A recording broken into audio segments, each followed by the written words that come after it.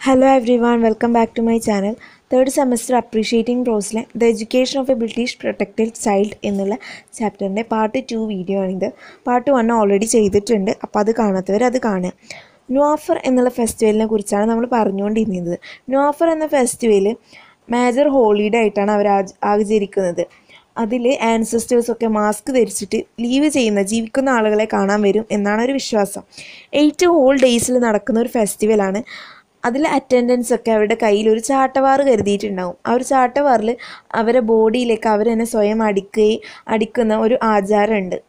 അവർ strong ആണ്, അവരുടെ toughness കാണിക്കാൻ വേണ്ടിയിട്ടാണ് അങ്ങനെ ചെയ്യുന്നത്. അപ്പോൾ കുട്ടികളൊക്കെ ഒരു സൈഡിലേക്ക് മാറി നിന്നിട്ടാണ് ഈ ഒരു പ്രോഗ്രാം കാണാറുള്ളത്.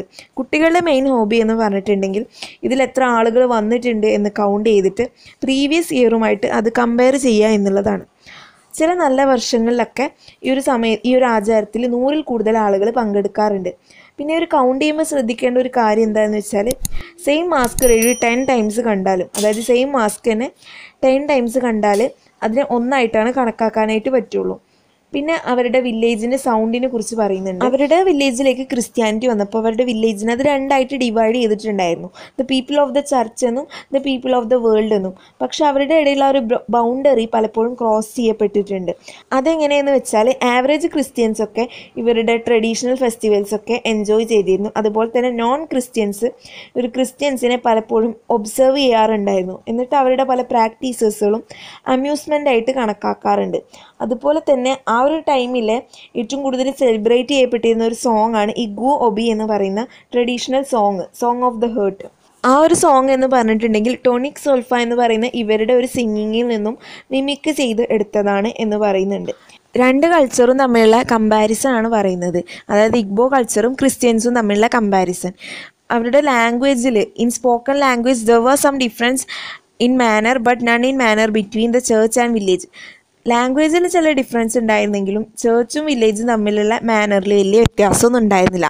അതുപോലെ തന്നെ 2 കൾച്ചറിലും നല്ല ഒറേറ്റേഴ്സ്, നല്ല പ്രഭാഷകരുണ്ടായിരുന്നു. ക്രിസ്ത്യൻസിൽ എല്ലാവരും അങ്ങനെ നല്ല ഒറേറ്റേഴ്സൊന്നും ആയിരുന്നില്ലെങ്കിൽ കൂടി കുറേ ആളുകളൊക്കെ നല്ല ഒറേറ്റേഴ്സ് ആയിരുന്നു. അതുപോലെ ആ ഒരു സമയത്ത് ആംഗ്ലിക്കൻ ചർച്ച് ഇവരുടെ ലാംഗ്വേജിൽ, ഇഗ്ബോ ലാംഗ്വേജിൽ ചെറിയ മാറ്റങ്ങളൊക്കെ വരുത്തിയിട്ട് ഒരു യൂണിയൻ ഡയലക്റ്റ് കൊണ്ടുവരാനായിട്ട് ശ്രമിച്ചു. പക്ഷെ ആ ഒരു ഹൈബ്രിഡ് ലാംഗ്വേജ് അവരുടെ ബൈബിളിൻ്റെ കവറുകളിൽ മാത്രമാണ് അവശേഷിച്ചത്. അതായത് ഇവരാരും അത് യൂസ് ചെയ്തിരുന്നില്ല എന്നും ഓഥർ പറയുന്നുണ്ട്. ഇനി പറയുന്നത് ക്രിസ്ത്യൻസിൻ്റെ ഫെസ്റ്റിവൽസിനെ കുറിച്ചിട്ടാണ്. അവരുടെ ഏറ്റവും വലിയ ഫെസ്റ്റിവലാണ് ക്രിസ്മസ്, ദെൻ ചെറുതാണ് ഈസ്റ്റർ. പക്ഷെ പ്രീച്ചേഴ്സ് പറയുന്നത് ഈസ്റ്റർ വലുതാണെന്നും ക്രിസ്മസ് ചെറുതും ആണെന്നാണ്. പിന്നെ 2 സെക്യുലർ ഫെസ്റ്റിവൽസാണ്. മെയ് 24 എംപയർ ഡേയും July 27 anniversary. May 24 empire day ആയിട്ട് സെലിബ്രേറ്റ് ചെയ്യാനുള്ള കാരണം എന്താണെന്ന് വെച്ചാൽ, ബർത്ത്ഡേ ഓഫ് ക്വീൻ വിക്ടോറിയ രാജ്ഞിയുടെ ബർത്ത്ഡേ ആയിരുന്നു അന്ന്. അതൊരു മേജർ സ്കൂൾ ഇവൻ്റ് ആണ്. സ്കൂൾ ചിൽഡ്രനൊക്കെ ബ്രിട്ടീഷ് റെസിഡൻറ്റിൻ്റെ അതിൽ കൂടെ മാർച്ച് ചെയ്യുമായിരുന്നു. അതുപോലെ തന്നെ ആ ഒരു ദിവസം അവസാനിക്കുന്നത് സ്പോർട്സ് കോമ്പറ്റീഷനിലൂടെയാണ്. ഇദ്ദേഹത്തിൻ്റെ ഫസ്റ്റ് എംപയർ ഡേ ഇവിടെ ഓർത്തെടുത്ത് പറയുന്നുണ്ട്. അദ്ദേഹത്തിൻ്റെ സ്കൂളിൽ ഒരുപാട് വലിയ ബിഗ് ബോയ്സ് ഒക്കെ ഉണ്ടായിരുന്നു. അവർ ടഗ് ഓഫ് വാർ, അതായത് വടംവലി മത്സരത്തിൽ നന്നായിട്ട് കളിക്കും എന്നൊരു പ്രതീക്ഷയിലായിരുന്നു. പക്ഷേ അവരവരുടെ ഒപ്പോണൻസിനായിട്ട് തോൽക്കുകയാണ് ചെയ്തത്. അതിനുള്ള കാരണം ഒരു ആംഗ്ലിക്കൻ പ്ലോട്ടായിരുന്നു എന്ന് പറഞ്ഞിട്ട് ഒരു റൂമർ ഉണ്ടായിരുന്നു. ആ ഒരു റൂമറിൽ പറയുന്നത്, ഇവരുടെ ഹെഡ് മാസ്റ്റർ അവിടുത്തെ കുട്ടികളോട് പറഞ്ഞു ആംഗ്ലിക്കൻ സൈഡിനോട് തോറ്റു കൊടുക്കണമെന്ന്. അങ്ങനെ തോറ്റു കൊടുത്താലാണ് റോമൻ കത്തോലിക് വിക്ടറി ഉണ്ടാവുന്നതിൽ നിന്ന് അവർക്ക് തടയാനായിട്ട് സാധിക്കുള്ളൂ. അങ്ങനെ ഒരു റൂമർ അതിനെക്കുറിച്ച് അവിടെ സ്പ്രെഡ് ചെയ്തിട്ടുണ്ടായിരുന്നു. അതുപോലെ തന്നെ എംപയർ ഡേയുടെ സെലിബ്രേഷൻസ് ഒക്കെ നടന്നിരുന്നത് ഒണീഷയിലുള്ള പ്രൊവിൻഷ്യൽ ഹെഡ് ക്വാർട്ടേഴ്സിൽ വെച്ചിട്ടായിരുന്നു. അത് ഇവരുടെ വില്ലേജിൽ നിന്ന് 7 മൈൽസ് അകലെയാണ്. 1940 ഒരു ഓഥർ സ്റ്റാൻഡേർഡ് 3 പഠിക്കുന്ന സമയം, 10 വയസ്സ് പ്രായമുള്ള സമയത്ത് ഒണീഷയിലേക്ക് പോയി തിരിച്ചു വരാനുള്ള ഏജ് ആയിട്ടുണ്ടായിരുന്നൊക്കെ കരുതിയിട്ട് അദ്ദേഹം പോയിട്ടുണ്ടായിരുന്നു. പക്ഷെ പോയി തിരിച്ചു വന്നിട്ട് ഒരാഴ്ച അദ്ദേഹത്തിന് റെസ്റ്റ് എടുക്കേണ്ടി വന്നു എന്നിവിടെ ഓഥർ പറയുന്നുണ്ട്. പക്ഷെ എന്നാലും ആ ഒരു യാത്രയെ അദ്ദേഹം വളരെയധികം ചെറിഷ് ചെയ്തിരുന്നു. കാരണം എന്താണെന്ന് വെച്ചാൽ, ഒണീഷ എന്ന് പറയുന്നത് ഒരു മാജിക്കൽ പ്ലേസ് ആയിരുന്നു. അവിടെ ഒരു നല്ല ഹൈറ്റുള്ളൊരു സ്ഥലത്ത് കയറി നിന്ന് താഴേക്ക് നോക്കുമ്പോൾ റിവർ നൈജർ ഇങ്ങനെ ഗ്ലിമ്മർ ചെയ്യുന്നത് കാണാൻ പറ്റുമായിരുന്നു. അതൊരു കുട്ടിയെ സംബന്ധിച്ചിടത്തോളം ഒരു ബ്രെത്ത് ടേക്കിംഗ് ആയിട്ടുള്ള ഒരു വ്യൂ തന്നെ ആയിരുന്നു. ഓഥർ പറയുകയാണ്, തൻ്റെ പാരൻസ് എഡ്യൂക്കേഷനിൽ വളരെയധികം പാഷനേറ്റ് ആയിട്ട് വിശ്വസിച്ചിരുന്ന വ്യക്തികളായിരുന്നു. അദ്ദേഹത്തിൻ്റെ വീട്ടിൽ 3 ഓൾഡർ ബ്രദേഴ്സും ഒരു ഓൾഡർ സിസ്റ്ററും ഉണ്ടായിരുന്നു. അപ്പോൾ അവരുടെ ഓൾഡ് സ്കൂൾ ബുക്സൊക്കെ ഈ ഒരു ഓഥർ വായിക്കാനായിട്ട് കിട്ടിയിട്ടുണ്ടായിരുന്നു. I was good enough in my school work to be nicknamed dictionary by admirers. അതുകൊണ്ട് തന്നെ സ്കൂൾ വർക്കൊക്കെ നന്നായിട്ട് ചെയ്യുന്നത് കാരണം അദ്ദേഹത്തിന് നിക്നെയിം കൊടുത്തിട്ടുണ്ടായിരുന്നു ഡിക്ഷണറി എന്ന് പറഞ്ഞിട്ട്. Also not so good in games but no one in our culture would seriously hold that against anybody. പക്ഷേ സ്പോർട്സിലൊന്നും അദ്ദേഹത്തിന് അത്ര വലിയ കഴിവുണ്ടായിരുന്നില്ല. പിന്നെ ഈ ഒരു എംപയർ ഡേ കുറിച്ചുള്ള അദ്ദേഹത്തിൻ്റെ വേറെ 2 ഓർമ്മയിൽ നിൽക്കുന്ന കാര്യം എന്താണെന്ന് വെച്ചാൽ, അദ്ദേഹം വില്ലേജിൽ നിന്ന് ഫ്രീ ആയിട്ട് പോയിട്ടുള്ള ഒരു യാത്രയായിരുന്നു അത്. അതുകൊണ്ട് തന്നെ കയ്യിലുള്ള പൈസ കൊണ്ട് അദ്ദേഹം ഒരുപാട് ഗ്രൗണ്ട് നട്ട്സൊക്കെ വാങ്ങി കഴിച്ചിട്ടുണ്ടായിരുന്നു. ഇപ്പോഴും അത് ആലോചിക്കുമ്പോൾ തൻ്റെ വയറ് വേദനിക്കുന്നുണ്ട് എന്ന് ഓഥർ പറയുകയാണ്. രണ്ടാമത്തെ മെമ്മറി കുറച്ചുകൂടി ഹാപ്പിയർ ആയിട്ടുള്ള ഒരു മെമ്മറി ആയിരുന്നു. അതെന്താണെന്ന് വെച്ചാൽ, ഒണിഷയിലുള്ള ഒരു ലെജൻഡറി ആയിട്ടുള്ള എക്സെൻട്രിക് ഇംഗ്ലീഷ്മാൻ ഡോക്ടർ ജെയിംസ് സ്റ്റുവാർട്ടിങ്ങിനെ അദ്ദേഹം കണ്ടുമുട്ടി. ആ ഒരു ജെയിംസ് സ്റ്റുവാർട്ടിങ് എന്ന് പറഞ്ഞിട്ടുള്ള വ്യക്തി അവിടുത്തെ ഒരു റിവർ നൈജറിൽ ഒരു മെർമെയ്ഡുമായിട്ട് ഫ്രണ്ട്ഷിപ്പ് ഉണ്ടെന്നും അവരുമായിട്ട് ഒരു മെർമെയ്ഡുമായിട്ട് ഒരു പാക്റ്റിൽ അദ്ദേഹം സിംഗിളായിട്ട് റിമെയിൻ ചെയ്യുകയാണെങ്കിൽ അദ്ദേഹത്തിന് പകരം ഒരുപാട് ഗ്രേറ്റ് റിച്ചസ് കൊടുക്കും എന്ന് പറഞ്ഞിട്ടുള്ള ഒരു പാക്റ്റിൽ, ഒരു ഉടമ്പടിയിൽ ഏർപ്പെട്ടിട്ടുണ്ടായിരുന്നു എന്ന് പറഞ്ഞ ഒരു ലെജൻഡൊക്കെ ഉണ്ടായിരുന്നു. പക്ഷെ കുറച്ച് കാലങ്ങൾക്ക് ശേഷം ഓഥർ മനസ്സിലാക്കി ഈ ഒരു ജെയിംസ് സ്റ്റുവാർട്ടിങ്ങിൻ്റെ സ്റ്റോറി എന്തൊക്കെയൊരു ഡൗട്ട്ഫുൾ ആയിട്ടുള്ള കാര്യമാണ്. അദ്ദേഹത്തിന് ഡോക്ടറൽ ഡിഗ്രി ഉണ്ടോ ഇല്ലയോ എന്നുള്ളതൊക്കെ വിശ്വസിക്കാൻ പറ്റാത്ത ഒരു കാര്യമാണ്. അതുപോലെ തന്നെ അദ്ദേഹം ഒരുപക്ഷെ നൈജീരിയയിലേക്ക് വന്നത് കൊളോണിയൽ സിവിൽ സർവൻ്റ് ആയിട്ടായിരിക്കാം. പിന്നീട് അദ്ദേഹം മെർച്ചൻ്റായിട്ട് മാറുകയാണ് ചെയ്തത് എന്നൊക്കെ ഇവിടെ ഓഥർ പറയുന്നുണ്ട്. ഓഥർ പിന്നെ കുറച്ച് കാലങ്ങൾക്ക് ശേഷം അങ്കിൾ ബെൻസ് ചോയ്സ് എന്ന് പറഞ്ഞൊരു ഷോർട്ട് സ്റ്റോറി എഴുതിയപ്പോൾ ആ ഒരു പുസ്തകത്തിലും ഈ ഒരു ജെയിംസ് സ്റ്റുവാർട്ടിങ്ങിനെ കുറിച്ച് പ്രതിപാദിക്കുന്നുണ്ട്. ഇനി രണ്ടാമത്തെ സെക്യുലർ ഇവൻ്റാണ് ആനിവേഴ്സറി. അത് സെലിബ്രേറ്റ് ചെയ്യുന്നത് ഗോസ്പെല്ലുകൾ ഇഗ്ബോ ലാൻഡിലേക്ക് വന്നതിന് വേണ്ടിയിട്ട് അതിൻ്റെ ഒരു മെമ്മറിയിലാണ്. ഗോസ്പെൽ എന്ന് പറയുമ്പോൾ സുവിശേഷം. ജൂലൈ 27, 1857 ആദ്യമായിട്ട് ഇഗ്ബോ ലാൻഡിലേക്ക് ഗോസ്പെൽ വരുന്നത്. അന്ന് ബിഷപ്പ് അഡ്ജായ് ക്രൗദറും അദ്ദേഹത്തിൻ്റെ മിഷണറി ടീമും ഒൺഷയിലേക്ക് വന്നപ്പോൾ നല്ല ശക്തമായിട്ടുള്ള മഴയുണ്ടായിരുന്നു. അതിൻ്റെ ഒരു കാരണം കൊണ്ട് തന്നെ എല്ലാ ആനിവേഴ്സറി സെലിബ്രേഷനിലും ബാഡ് വെതറാണ് ഉണ്ടാവുന്നത് എന്നൊക്കെ ഇവിടെ പറയുന്നുണ്ട്. ഈ ഒരു ആനിവേഴ്സറി സെലിബ്രേഷൻ എന്ന് പറഞ്ഞാൽ കുട്ടികളെ സംബന്ധിച്ചിടത്തോളം വളരെ നല്ലൊരു ഗുഡ് ന്യൂസ് ആയിരുന്നു. കാരണം എന്താണെന്ന് വെച്ചാൽ ആനിവേഴ്സറി സെലിബ്രേഷന് അവർക്ക് ന്യൂ യാംസും അതുപോലെ സ്റ്റ്യൂ ഒക്കെ കൊടുക്കുമായിരുന്നു സ്കൂളിൽ നിന്ന് വെച്ചിട്ട്. അപ്പോൾ മിക്ക കുട്ടികളും ഈ ഒരു ജ്യൂസി ന്യൂ യാമിൻ്റെ ടേസ്റ്റ് അറിയുന്നത് അപ്പോഴായിരിക്കും. ഇനി പറയാൻ പോകുന്നത് ബ്രിട്ടീഷ് കൊളോണൈസേഷനെ കുറിച്ചിട്ടാണ്.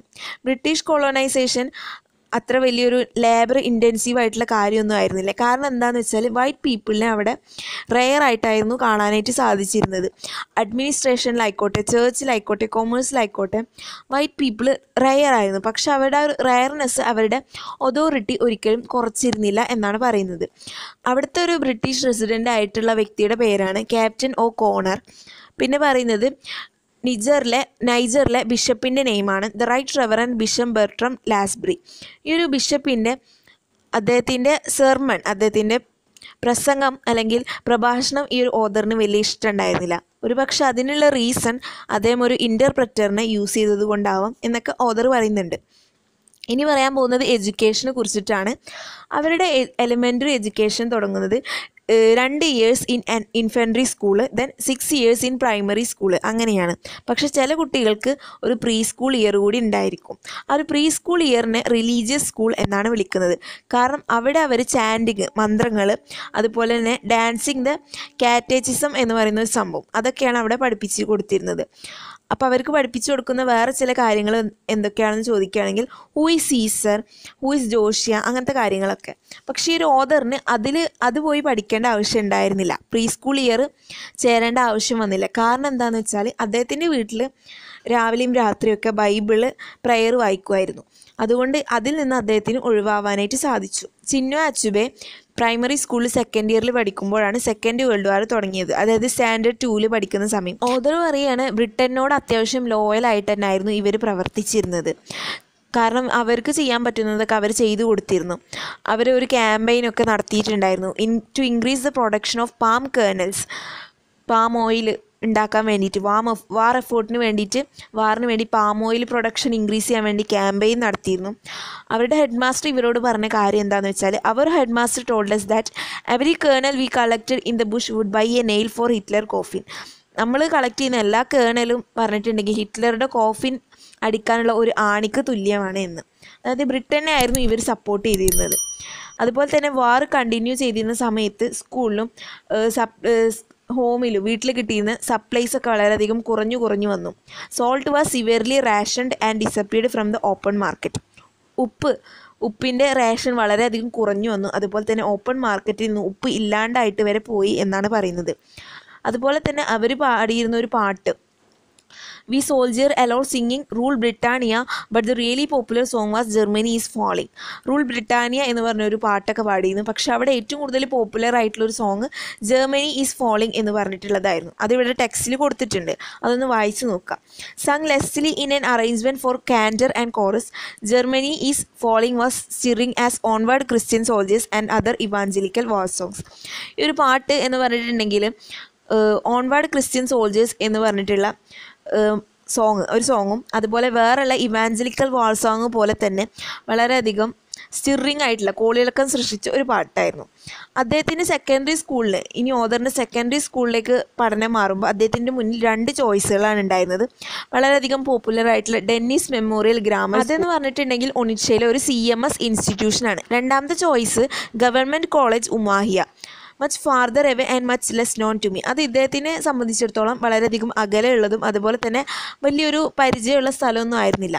ഇദ്ദേഹത്തിൻ്റെ എൽഡർ ബ്രദർ ജോൺ, അദ്ദേഹം ഒരു ടീച്ചറാണ്. Who had taken me to live within him my last year of primary school decided I should go to Umuahia. ബ്രദറിൻ്റെ പ്രൈമറി സ്കൂളിലെ ലാസ്റ്റ് ഇയർ ഈ ഒരു ബ്രദറിൻ്റെ കൂടെയാണ് അദ്ദേഹം ജീവിച്ചിരുന്നത്. അദ്ദേഹം തീരുമാനിച്ചു ഇദ്ദേഹം ഉമാഹിയയിൽ പഠിക്കണം എന്നുള്ളത്. പിന്നീട് ഫസ്റ്റ് വേൾഡ് വാറിൻ്റെ എൻഡിൽ ബ്രിട്ടീഷ് കൊളോണിയൽ അഡ്മിനിസ്ട്രേഷൻ്റെ കീഴിലുള്ള നൈജീരിയയിൽ അവർ 2 ഫസ്റ്റ് ക്ലാസ് ബോർഡിംഗ് സ്കൂളുകൾ ഫോർ ബോയ്സ് ഇൻ നൈജീരിയയിലെ ബോയ്സിന് വേണ്ടിയിട്ട് ഇബാഡനിലും ഉമാഹിയയിലുമായിട്ട് 2 ഫസ്റ്റ് ക്ലാസ് ബോർഡിംഗ് സ്കൂളുകൾ അവർ ഉണ്ടാക്കിയിട്ടുണ്ടായിരുന്നു. ഉമാഹിയയിലെ ഗവൺമെൻറ് കോളേജിൻ്റെ പ്രിൻസിപ്പളായിട്ട് ഫിഷറിനെ നിയമിച്ചു. 8 വർഷങ്ങൾക്ക് ശേഷം അദ്ദേഹം റിട്ടയർ ആകുമ്പോൾ ഉമാഹിയ എന്ന് പറഞ്ഞിട്ടുണ്ടെങ്കിൽ നൈജീരിയയിലെ വളരെയധികം എക്സലൻ്റ് ആയിട്ടുള്ള ഒരു കോളേജായിട്ട് മാറിയിട്ടുണ്ടായിരുന്നു. അങ്ങനെ 2ാം ലോക മഹായുദ്ധം വന്നു. ഗവൺമെൻറ് കോളേജ് ഓഫ് ഉമാഹിയെ ക്ലോസ് ചെയ്യുകയും അതിൻ്റെ ബിൽഡിങ്ങൊക്കെ ഒരു പ്രിസണർ ഓഫ് വാർ ക്യാമ്പ് ജർമ്മൻസിനും ഇറ്റാലിയൻ നാഷണൽസിനും വേണ്ടിയിട്ടുള്ള ഇതാക്കിയിട്ട് അത് മാറ്റിയിട്ടുണ്ടായിരുന്നു. പിന്നെയും അവിടെ ഒരു 3rd ചേഞ്ച് വന്നു വാർ എൻഡ് ചെയ്യുന്നതിന് മുമ്പ്. അങ്ങനെ ആ ഒരു ക്യാമ്പസ് വീണ്ടും എഡ്യൂക്കേഷന് വേണ്ടി റിട്ടേൺ ചെയ്യുകയും ready to accept my generation of students ഈ 1944. ഇദ്ദേഹത്തിൻ്റെ സ്റ്റുഡൻസിൻ്റെ ജനറേഷൻ ആക്സെപ്റ്റ് ചെയ്യുന്നത് 1944ലാണ്. അതായത് 1944 ആകുമ്പോഴാണ് വീണ്ടും അത് എഡ്യൂക്കേഷണൽ ഇൻസ്റ്റിറ്റ്യൂഷനായിട്ട് തിരിച്ചു കൊടുക്കുന്നത്. അപ്പോഴത്തെ ഒരു പ്രിൻസിപ്പാൾ എന്ന് പറഞ്ഞിട്ടുണ്ടെങ്കിൽ വില്യം സിംസൺ എന്ന് പറയുന്ന വ്യക്തിയായിരുന്നു. അദ്ദേഹം A Cambridge man in the colonial education service set about rebuilding the school. അദ്ദേഹം വന്നപ്പോൾ ഒരുപാട് വലിയ മാറ്റങ്ങളൊക്കെ ഉണ്ടായിരുന്നു. കൊളോണിയൽ എഡ്യൂക്കേഷനെ കുറിച്ചുള്ള അദ്ദേഹത്തിൻ്റെ എക്സ്പീരിയൻസ് ആവാം ഒരു പക്ഷേ അദ്ദേഹത്തിന് excessive devotion to book work is a real danger എന്നുള്ള ഒരു ഫീലിംഗ് ഉണ്ടാക്കിയെടുത്തത്. നമ്മൾ ഓവറായിട്ട് ബുക്ക് മാത്രം, അതായത് ഒരു ടെക്സ്റ്റ് ബുക്ക് പഠിക്കാനുള്ള പുസ്തകങ്ങൾ മാത്രം ഫോക്കസ് ചെയ്യുക എന്ന് പറഞ്ഞിട്ടുണ്ടെങ്കിൽ ഒരു റിയൽ ഡേഞ്ചറാണ് എന്നുള്ള ഒരു തോട്ട് അദ്ദേഹത്തിൽ ഉണ്ടാക്കിയത് ഒരു ചിലപ്പം കൊളോണിയൽ എഡ്യൂക്കേഷനെ കുറിച്ചിട്ടുള്ള അദ്ദേഹത്തിൻ്റെ എക്സ്പീരിയൻസ് ആവാം. അതുകൊണ്ട് തന്നെ അദ്ദേഹം ഒരു റൂൾ ഉണ്ടാക്കി കൊണ്ടുവന്നു. ആ ഒരു റൂൾ എന്താണെന്ന് വെച്ചാൽ, he promoted the reading of novels and prohibited the reading of any text books after classes on 3 days of the week. അദ്ദേഹം നോവൽസൊക്കെ റീഡ് ചെയ്യുന്നത് പ്രൊമോട്ട് ചെയ്യുകയും അതുപോലെ തന്നെ 3 days of the week class കഴിഞ്ഞതിന് ശേഷം 3 ദിവസം, ആഴ്ചയിൽ 3 ദിവസം ടെക്സ്റ്റ് ബുക്കുകളൊന്നും വായിക്കാൻ പാടില്ല എന്ന് പറഞ്ഞിട്ടുള്ള ഒരു റൂള് കൊണ്ടുവന്നു. അതിന് ടെക്സ്റ്റ് ബുക്ക് ആക്ട് എന്നായിരുന്നു പേര് കൊടുത്തിരുന്നത്. ഈ ഒരു ലോക്ക് കീഴിൽ ഞങ്ങൾക്ക് ഓദർ പറയുകയാണ്, ഞങ്ങൾക്ക് fiction, biographies, magazines like Illustrated London news, അല്ലെങ്കിൽ ലെറ്റേഴ്സ് എഴുതുക, അല്ലെങ്കിൽ പിങ് പോങ് കളിക്കുക, അല്ലെങ്കിൽ വെറുതെ ഇരിക്കുക. പക്ഷേ എന്തൊക്കെ ചെയ്താലും ഒരിക്കലും ടെക്സ്റ്റ് ബുക്ക് ഓപ്പൺ ചെയ്യാൻ പാടില്ല എന്നുള്ള ഒരു റൂളായിരുന്നു അതിൽ പറഞ്ഞിരുന്നത്. And we had a wonderful library from Robert Fisher's day to support Mr Simpson text book act. ആ ഒരു ടെക്സ്റ്റ് ബുക്ക് ആക്ടിനെ സപ്പോർട്ട് ചെയ്യാൻ മാത്രം വലിയൊരു ലൈബ്രറി തന്നെ അവർക്കുണ്ടായിരുന്നു. ഓദർ പറയുകയാണ്, government college of Umuahia development of modern African ലിറ്ററേച്ചറിൽ വലിയൊരു പങ്ക് വഹിച്ചിട്ടുള്ള കോളേജായിരുന്നു. അദ്ദേഹത്തിൻ്റെ പല കൊളീഗ്സും ക്രിസ്റ്റഫർ ഒക്കിബോ, ഗബ്രിയേൽ ഒക്കേറ, എലച്ചി അമാഡി അങ്ങനെ പല വ്യക്തികളും വളരെയധികം ഫേമസ് ആയിട്ടുള്ള മോഡേൺ ആഫ്രിക്കൻ ലിറ്ററേച്ചറിൽ ഫേമസ് ആയിട്ടുള്ള വ്യക്തികളാണ്. ഓതർ പഠിച്ചിരുന്ന സമയത്ത് അവരുടെ ഉമാഹിയ സ്കൂളിലെ ലൈബ്രറിയിൽ അവർ വായിച്ചിരുന്ന പുസ്തകങ്ങൾ അന്നത്തെ കാലത്ത് ഇംഗ്ലണ്ടിലെ ഇംഗ്ലീഷ് ബോയ്സ് വായിച്ചിരുന്ന പുസ്തകങ്ങളൊക്കെ തന്നെയായിരുന്നു. ട്രഷറി ഐലൻഡ്, ടോം ബ്രൗണിൻ്റെ school days, the prisoner of Zenda, David കോപ്പർഫീൽഡിൻ്റെ സ്റ്റോറി, അതൊക്കെ തന്നെയായിരുന്നു. They were not about us or people like us but they were exciting stories. അത് ഇവരുടെ ആഫ്രിക്കക്കാരായിട്ടുള്ള ആളുകളെ കുറിച്ചുള്ള സ്റ്റോറീസോ അല്ലെങ്കിൽ അവർ പോലെയുള്ള ആളുകളുടെ സ്റ്റോറീസ് ഒന്നും ആയിരുന്നില്ല, പക്ഷേ എക്സൈറ്റിംഗ് ആയിട്ടുള്ള സ്റ്റോറി ആയിരുന്നു. വെളുത്ത വർഗ്ഗക്കാരായിട്ടുള്ള ഹീറോയിക് ആയിട്ടുള്ള ആളുകൾ ഇവരുടെ റിപ്പൾസീവ് നാറ്റീവ്സിനെ അടിച്ചമർത്തുന്നതും അവരായിട്ട് ഫൈറ്റ് ചെയ്യുന്നതൊക്കെ ഫസ്റ്റ് അവർക്ക് വലിയ ട്രബിളായിട്ടൊന്നും തോന്നിയില്ല. പക്ഷെ അതൊക്കെ അവർക്ക് വലുതാവുമ്പോൾ ഒരുപാട് ചോദ്യങ്ങൾ ചോദിക്കാനും അല്ലെങ്കിൽ old enough to read between അതിനൊക്കെ ഉള്ള ഒരു കഴിവുണ്ടാക്കി എടുക്കാനായിട്ട് സഹായിച്ചു. ഇദ്ദേഹം ഉമാഹിയിൽ ഫസ്റ്റ് ഇയറിലോ സെക്കൻഡ് ഇയറിലോ പഠിക്കുന്ന സമയത്ത് ബ്രിട്ടനിലെ പോസ്റ്റ് വാർ ലേബർ ഗവൺമെൻറ് തീരുമാനിച്ചു വെസ്റ്റ് ആഫ്രിക്കയിലെ ഒരു യൂണിവേഴ്സിറ്റി കൊണ്ടുവരാം എന്നുള്ളത്. അതുകൊണ്ട് തന്നെ വാൾട്ടർ എലിയറ്റ് എന്ന് പറയുന്ന ആളുടെ കീഴിൽ ഒരു സർവേ സ്റ്റേഷൻ അവിടെ നിയമിച്ചിട്ടുണ്ടായിരുന്നു.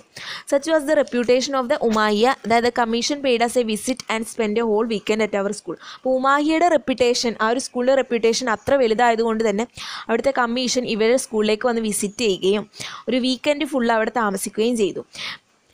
Most of them came to chapel service on Sunday morning, but Julian Huxley, the biologist, roamed our extensive grounds watching birds with binoculars.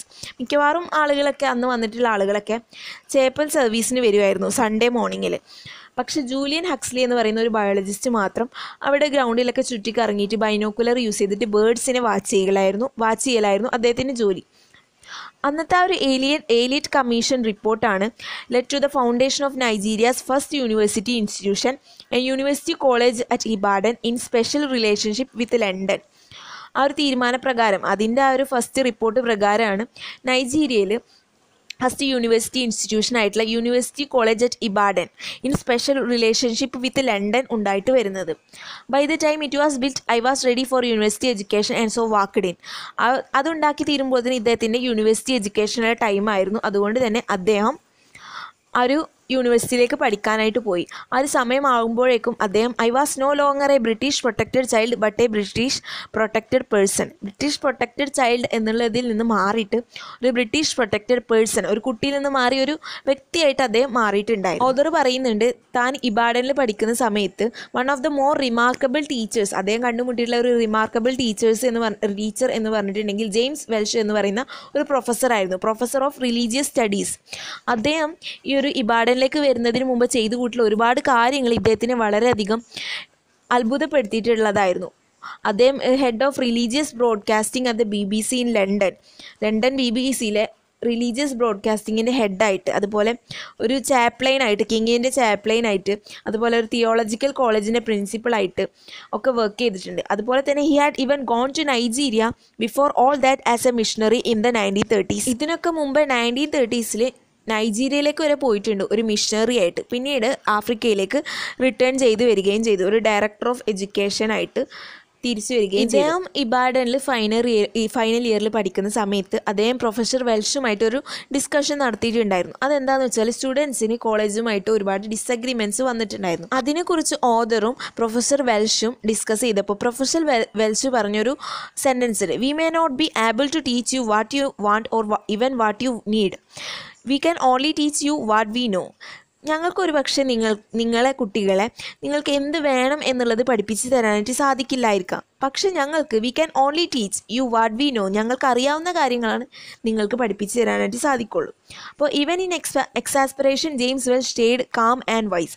അദ്ദേഹത്തിനെ കുറിച്ച് പറയുകയാണെങ്കിൽ, ജെയിംസ് വെൽഷിനെ കുറിച്ച് പറയുകയാണെങ്കിൽ അത്രയും എക്സാസ്പിറേറ്റ് ആയിട്ടുള്ള സിറ്റുവേഷനിൽ കൂടി അദ്ദേഹം വളരെയധികം കാമായിട്ട് കീപ്പ് ചെയ്തിരുന്ന ഒരു വ്യക്തി. ഓതർ ചോദിക്കുകയാണ് നല്ലൊരു ഓണസ്റ്റ് ആയിട്ടുള്ള കോൺഷ്യസ് ആയിട്ടുള്ള ഒരു ടീച്ചറിന് പിന്നെ എന്താണ് വേണ്ടത്, അദ്ദേഹത്തിന് അറിയാവുന്ന കാര്യങ്ങൾ പഠിപ്പിച്ചു കൊടുക്കുന്നതിൽ കൂടി വേറെ എന്ത് കഴിവാണ് ഒരു നല്ല ടീച്ചർക്ക് വേണ്ടത്. ഓതറിൻ്റെ ലൈഫിലുള്ള എല്ലാ റിയൽ ടീച്ചേഴ്സും അങ്ങനെയായിരുന്നു. അവർക്ക് ഓതറിന് എന്ത് വേണം എന്നുള്ളതല്ല പഠിപ്പിച്ചു കൊടുത്തത്, അവർക്ക് അവർക്കറിയാവുന്ന കാര്യങ്ങളൊക്കെ അവർ മാക്സിമം പഠിപ്പിച്ചു കൊടുത്തു. എന്നിട്ട് എന്ത് വേണം സോർട്ട് ഔട്ട് ചെയ്യാൻ വേണ്ടിയിട്ട് ഓദറിന് ആ ഒരു ഡിസിഷനുള്ള ചാൻസ് കൊടുക്കുകയാണ് ചെയ്തത്. Leaving it to me to sort out whatever I could use in the search for the things that belong to my piece. തനിക്ക് വേണ്ട കാര്യങ്ങൾക്ക് വേണ്ടിയിട്ട് എന്തൊക്കെ യൂസ് ചെയ്യാൻ പറ്റുന്നോ അതൊക്കെ യൂസ് ചെയ്യാൻ വേണ്ടിയിട്ട് അവർക്കറിയാവുന്ന എല്ലാ കാര്യങ്ങളും അവർ തനിക്ക് പഠിപ്പിച്ചു തന്നു. അങ്ങനെയായിരുന്നു തൻ്റെ ലൈഫിൽ ഉണ്ടായിട്ടുള്ള എല്ലാ ടീച്ചേഴ്സും എന്നാണ് ഓദർ പറയുന്നത്. അതിനുള്ള കാരണം എന്താണെന്ന് വെച്ചാൽ കൊളോണിസം പറഞ്ഞിട്ടുണ്ടെങ്കിൽ ഹ്യൂമൻ വർത്ത്, ഡിഗ്നിറ്റി അതിനൊക്കെ ഡിനൈ ചെയ്യുന്ന ഒന്നാണ്. അതുകൊണ്ട് തന്നെ അതിൻ്റെ എഡ്യൂക്കേഷൻ പ്രോഗ്രാമും ഒരു പെർഫെക്ഷൻ ആയിട്ടുള്ള ഒരു കാര്യം ഒന്നും ആയിരിക്കില്ല. പക്ഷേ ഹ്യൂമൻ ബീങ്സിനെ കുറിച്ചുള്ള ഒരു വലിയൊരു കാര്യം എന്താണെന്ന് വെച്ചാൽ എന്തൊക്കെ പ്രശ്നങ്ങൾ ഉണ്ടായാലും is our ability to face adversity down by refusing to be defined by it. എല്ലാ ഒരു അഡ്വേഴ്സിറ്റിനെയും ഫേസ് ചെയ്യാനുള്ള നമ്മളുടെ ഒരു കഴിവ്. refusing to be no more than its agent or its victim. നമ്മൾ ഫേസ് ചെയ്യുന്ന ഓരോ അഡ്വേഴ്സിറ്റിയുടെയും വിക്ടിം ആവുന്നതിൽ നിന്നും റെഫ്യൂസ് ചെയ്യാനുള്ള ഒരു കഴിവാണ് നമ്മളുടെ ഏറ്റവും വലിയ ഹ്യൂമൻ ബീങ്സിൻ്റെ ഏറ്റവും വലിയൊരു കഴിവ് എന്ന് ഇവിടെ പറയുക. ഓദർ ഈ ഒരു എസ്സേയിലൂടെ പറയാൻ ശ്രമിക്കുന്നത് potency of the unpredictable in human അഫെയർസിൽ ഉണ്ടാകുന്ന അൺപ്രഡിക്റ്റബിൾ പൊട്ടൻസിനെ കുറിച്ചിട്ടാണ്. വേണമെങ്കിൽ ഒരു പക്ഷേ ഓദറിന് കൊളോണിയൽ റൂൾ കൊണ്ടുവന്നിട്ടുള്ള ഹ്യൂമിലിയേഷൻസിനെ കുറിച്ചിട്ടോ അതിനെതിരെയുള്ള ഡ്രമാറ്റിക് ആയിട്ടുള്ള പ്രൊട്ടസ്റ്റ് ആയിട്ടൊക്കെ ഈ ഒരു എസ്സേ എഴുതാമായിരുന്നു. പക്ഷേ അദ്ദേഹം ഒരു മിഡിൽ ഗ്രൗണ്ടിൽ നിന്നിട്ടാണ് സംസാരിച്ചത്. റെവറൻഡ് റോബർട്ട് ഫിഷറിനെ കുറിച്ച് പറയുന്നുണ്ട്. അദ്ദേഹം കോളനൈസർ ക്യാമ്പിൽ നിന്ന് വന്ന വ്യക്തിയായിരുന്നെങ്കിൽ കൂടി അദ്ദേഹത്തിന് നല്ലൊരു വേറെ ജോലിയൊക്കെ കൊടുത്തെങ്കിലും അദ്ദേഹം അത് ടേൺ ഡൗൺ ചെയ്തിട്ടാണ് ഉമാഹിയയിൽ ഒരു പുതിയ സ്കൂൾ ഉണ്ടാക്കിയിട്ടുള്ളത്. ഈ ഒരു കാര്യത്തെക്കുറിച്ച് പിന്നീട് റോബർട്ട് ഫിഷർ പറയുന്നത് അന്നൊരു ബിഷപ്പ് ആവുകയാണെങ്കിലും നല്ലൊരു ബിഷപ്പായിട്ട് ഇരിക്കാൻ അദ്ദേഹത്തിന് ഒരു പക്ഷേ കഴിഞ്ഞിട്ടുണ്ടായിരിക്കില്ല എന്നൊക്കെ പറയുന്നുണ്ട്. But that was not the reason. അത് മാത്രമായിരുന്നില്ല അതിൻ്റെ കാരണം. അദ്ദേഹം ഈ ഒരു സ്കൂളിന് വേണ്ടിയിട്ട് ഒരു ക്രസ്റ്റ്, ഒരു എംബ്ലം കൊണ്ടുവന്നിട്ടുണ്ടായിരുന്നു ഉമാഹിയയിലേക്ക്. അതിൽ കാണിച്ചിരുന്നത് എ പെയർ ഓഫ് ടോർച്ചസ് ആയിരുന്നു. ഒരു ബ്ലാക്കും ഒരു വൈറ്റും ടോർച്ച് അത് രണ്ടും ഒരുമിച്ച് ഷൈൻ ചെയ്യുകയായിരുന്നു. പിന്നീട് കുറച്ച് കാലങ്ങൾക്ക് ശേഷം ഒരു ജനറേഷൻ ലേറ്റർ ഒരു ഓസ്ട്രേലിയൻ ടീച്ചർ അതിലേക്ക് ഒരു ലോഗോ ആഡ് ചെയ്തു. ഇൻ അനംലൂഷ്യൻ എന്ന് പറഞ്ഞിട്ടുള്ള ഒരു ലോഗോ ആഡ് ചെയ്തു. ഇനി ഓദർ പറയുന്നത് വില്യം സിംസൺ, അദ്ദേഹത്തിൻ്റെ ടീച്ചർ ഓഫ് മാത്തമാറ്റിക്സിനെ കുറിച്ചിട്ടാണ്. അദ്ദേഹമാണ് ആ ഒരു ടെക്സ്റ്റ് ബുക്ക് റൂള് കൊണ്ടുവന്നത്. അദ്ദേഹത്തിൻ്റെ ആ ഒരു പ്രവൃത്തി വഴിയാണ് മോഡേൺ ആഫ്രിക്കൻ ലിറ്ററേച്ചറിന് ഒരു ഗ്രൗണ്ട് ഫോർ ദ ബിഗിനിങ് എന്നുള്ള രീതിയിലുള്ളൊരു ഗ്രൗണ്ട് ഉണ്ടായിട്ട് വന്നത്. അതുപോലെ തന്നെ സ്ട്രേഞ്ച് ഇംഗ്ലീഷ് മാൻ ജെയിംസ് സ്റ്റുവാർട്ട് യങ്, അദ്ദേഹം who opted out the colonial system in Onitsha and set himself up in the competition against his own people in giant European trading companies. അദ്ദേഹം സ്വന്തം ആളുകൾക്ക് നേരെ തന്നെ തിരിഞ്ഞു. അദ്ദേഹത്തിൻ്റെ തന്നെ ആളുകളുടെ ജയൻറ്റ് യൂറോപ്യൻ ട്രേഡിംഗ് കമ്പനീസ് നേരെ തിരിഞ്ഞിട്ട് ആഫ്രിക്കൻ ആളുകൾക്ക് ട്രേഡേഴ്സിന് കൊമേഴ്സ് മേഖല, അതായത് വാണിജ്യ മേഖല തുറന്നു കൊടുത്തു. അതുകൊണ്ട് തന്നെ അദ്ദേഹം മരിച്ചപ്പോൾ ഒണീഷയിലെ ആളുകൾ അദ്ദേഹത്തിന് ഒരുപാട് അഡ്മയർ ചെയ്തിട്ട് അദ്ദേഹത്തിന് വലിയൊരു ട്രഡീഷണൽ ഫ്യൂണറലൊക്കെ ചെയ്തു കൊടുത്തിട്ടുണ്ടായിരുന്നു. അപ്പോൾ ഈ ഒരു ആളുകളൊക്കെ വെച്ച് നോക്കുകയാണെങ്കിൽ കൊളോണിയലിസം കൊണ്ടുവന്നിട്ടുള്ള ഒരു സിവിയർ ആയിട്ടുള്ള ഡിവിഷനൊക്കെ അതിരി കടന്നിട്ട് ആളുകളിലേക്ക് എത്തിച്ചേർന്നിട്ടുള്ള വ്യക്തികളാണ് ഇവർ. But far more important was the fact that even if those hands had not reached across to us, we would still have survived colonial tribulations as we had done so many others before them through the millennia. പക്ഷേ ഇവർ അങ്ങനെ ഒരു കൈ നീട്ടിയിട്ട് കാണിച്ചു കൊടുത്തിട്ടില്ലായിരുന്നെങ്കിലും ആ ഒരു helping hand ആയിരുന്നു ഈ പറഞ്ഞ ആളുകളൊക്കെ, വില്യം സിംസണും ജെയിംസ് സ്റ്റുവാർട്ട് യങ്ങും ഒക്കെ. എങ്കിൽ കൂടി ഞങ്ങൾ ഇതിനെ അതിജീവിക്കുമായിരുന്നു. കാരണം ഇതിനു മുമ്പേ ഞങ്ങൾ അങ്ങനെ ചെയ്തിട്ടുണ്ട്. പക്ഷെ എന്നാലും ഇവരിങ്ങനെ ഒരു ഹെൽപ്പിംഗ് ഹാൻഡ് കാണിച്ചത് വലിയൊരു ഹ്യൂമൻ സ്റ്റോറി തന്നെയാണ് എന്നാണ് ഓദർ പറയുന്നത്. ഇതൊക്കെ ഓദറിൻ്റെ ബ്രിട്ടീഷ് കൊളോണിയലിസത്തെ കുറിച്ചിട്ടുള്ള മിഡിൽ സ്റ്റാൻഡ് അല്ലെങ്കിൽ ന്യൂട്രൽ വ്യൂസ് ആണ്. പോസിറ്റീവ് സൈഡും പറയുന്നുണ്ട്, നെഗറ്റീവ് സൈഡും. 1976 US റിലേഷൻസ് വിത്ത് നൈജീരിയയായിട്ടുള്ള US റിലേഷൻസ് ഒരു ആൾ ടൈം ലോ ആയിട്ട് മാറുന്ന സമയത്ത് ഹെൻറി കിസ്സിങ്ങർ ജോസഫ് ഗാർബയുടെ Nigerian foreign minister, Henry Kissinger എന്ന് പറഞ്ഞാൽ അമേരിക്കൻസിൻ്റെ ആളുകളാണ്, US ഗവൺമെൻറ്റിൻ്റെ ആളാണ്. ഇവർ രണ്ടുപേരും തമ്മിൽ മീറ്റ് ചെയ്യാനായിട്ട് തീരുമാനിച്ചു. അങ്ങനെ അവർ സംസാരിച്ചുകൊണ്ടിരിക്കുന്ന സമയത്ത് കിസ്സിങ്ങർ ജോസഫ് ഗാർബയോട് ചോദിക്കുകയാണ് what he thought America was doing wrong in Africa. Kissinger ഗാർബയോട് ചോദിക്കുകയാണ് അമേരിക്കക്കാർ ആഫ്രിക്കയിൽ എന്ത് തെറ്റാണ് ചെയ്യുന്നത് എന്നാണ് നിങ്ങൾക്ക് തോന്നുന്നത് എന്ന് ഹെൻറി കിസ്സിങ്ങർ ജോസഫ് ഗാർബയോട് ചോദിക്കുകയാണ്. അങ്ങനെ ജോസഫ് ഗാർബ മറുപടി കൊടുക്കുകയാണ് എവറിത്തിങ്, അവർ ചെയ്യുന്ന എല്ലാം എന്നാണ് മറുപടി കൊടുക്കുന്നത്. അപ്പോൾ Kissinger's next comment was both precious and I regret to admit true. He said, statistically that is impossible. Even it is unintentional, we must be doing something right. That exchange could easily have been about colonialism. അദ്ദേഹം കൊടുത്ത ആ ഒരു മറുപടി പ്രഷ്യസുമാണ്, അതുപോലെ തന്നെ true, സത്യമാണ് എന്ന് ഞാൻ അഡ്മിറ്റ് ചെയ്യാൻ റിഗ്രറ്റ് ചെയ്യുന്ന ഒരു കാര്യം കൂടിയാണ് എന്നാണ് ഓദർ പറയുന്നത്. അദ്ദേഹം കൊടുത്ത മറുപടി എന്താണ്? Statistically that is impossible. അങ്ങനെ അവർ ചെയ്ത എല്ലാ കാര്യവും അങ്ങനെ തെറ്റാന്ന് പറയുന്നത് ഇമ്പോസിബിൾ ആണ്. Even if it is unintentional we must be doing something right. അറിയാതെ ആണെങ്കിൽ കൂടി ഞങ്ങൾ എന്തെങ്കിലും നല്ല കാര്യമായിരിക്കും ചെയ്തിട്ടുണ്ടായിരിക്കുക എന്നാണ് അദ്ദേഹം കൊടുത്ത മറുപടി. അപ്പോൾ ഓദർ പറയുകയാണ് that exchange could easily have been about colonialism. അപ്പോൾ ഇവർ പറഞ്ഞിട്ടുള്ള ആ ഒരു എക്സ്ചേഞ്ച്, ഇവർ തമ്മിലുള്ള ആ ഒരു കോൺവെർസേഷൻ തീർച്ചയായിട്ടും കൊളോണിയലിസത്തെ കുറിച്ചുള്ള ഒരു കോൺവെർസേഷൻ ആയിരിക്കും. ഇതാണ് ചിന്യോ അച്ചിബെ കൊടുത്തിട്ടുള്ള ആ ഒരു ലെക്ചർ അല്ലെങ്കിൽ ആ ഒരു എസ്സേ എന്ന് പറയുന്നത്. അദ്ദേഹം ഈ ഒരു എസ്സേ ഡെലിവർ ചെയ്തിട്ടുള്ളത് ഒരു ആഷ്ബി ലെക്ചറായിട്ടാണ് കാംബ്രിഡ്ജ് യൂണിവേഴ്സിറ്റിയിൽ. മീനിങ് മനസ്സിലാക്കി പഠിക്കുകയാണെങ്കിൽ വലിയ ബുദ്ധിമുട്ടുള്ള ഒരു ചാപ്റ്ററൊന്നുമല്ല, പക്ഷേ കുറച്ച് ബോറിംഗ് ആണ്, എന്നാലും വലിയ ബുദ്ധിമുട്ടുള്ള ഒരു ചാപ്റ്ററൊന്നുമല്ല.